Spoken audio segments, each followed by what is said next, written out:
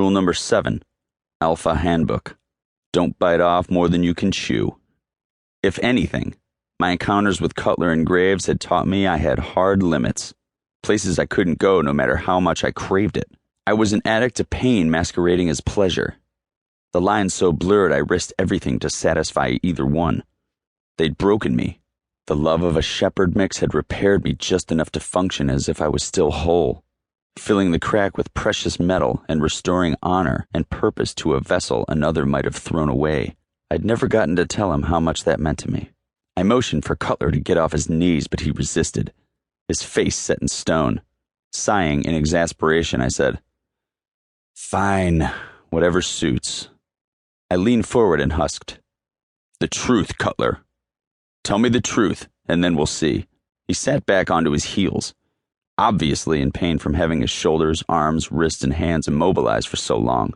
After clearing his throat, he said, "I was sent here on my father's orders to pave the way for the Pride to acquire valuable property to use as a base for expanding the Pride's influence." I interrupted. "It's quite a mouthful.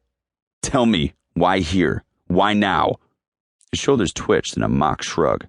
"All I know is, he was approached by someone from this area offering a foothold in exchange for the Pride's support. Do you know who?" "Dad never said. I'm not part of his inner council anymore. I just do what I'm told." That was interesting, but not unexpected, given old man Cutler's homophobia and rumors I'd heard about how he dealt with his son being queer. I did say, "You have some ideas, don't you?" He glanced at the back door. Billy Bob was in the kitchen, likely using his super-aware faculties trying to listen in on our conversation.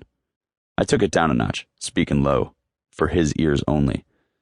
"And what exactly were you supposed to do to smooth the way?" "Make myself indispensable, be in the right place at the right time." He grinned. A few months ago, it had lit me up, that grin. I still wasn't immune, but I was a hell of a lot smarter now. I hissed, "You set Troy up, didn't you, asshole?" "Trapped him. Then arranged it so we'd have to mount a rescue. Got us on Billy Bob's radar, gave him ideas." I wasn't sure who I hated more at that point, Dylan Graves or my uncle. Both were evil slime the world would never miss. Both were dangerous in their own right. Choose wisely. Fuck you, Andy. Did you know about all this? Did you? Shit. Water, bridge, under. Time to move on. Get to the meat of what Cutler was after. Cutler said, "You know, if you've gotten yourself a real lawyer, in the blink of an eye I had him by the throat with both hands, using my thumbs to press hard on his windpipe until his eyes bulged. I know what I did, you some bitch. But right now, I want to know what you think you're doing, coming here, demanding sanctuary. Why the fuck should I give you a boat hole?" I was still gagging him, watching his lips turn blue. "Why should I protect you of all people in this godforsaken earth? From a man who thought nothing about sending in trained troops to drive my people from their homes, to take them out if necessary." At that point I was shouting and shaking the vet like a rag doll, the blood in my veins reaching a boiling point.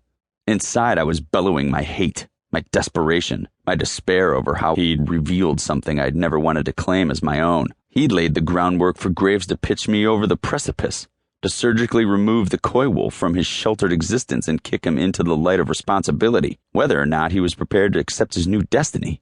The door behind me slammed open. In one stride, Andy had me in a chokehold, hissing, "Let him go, son, he's not worth it." He was right. Damon Cutler wasn't worth it. I dropped my hands, allowing Cutler to sink to the ancient floorboards, his breaths coming in gasping rasps.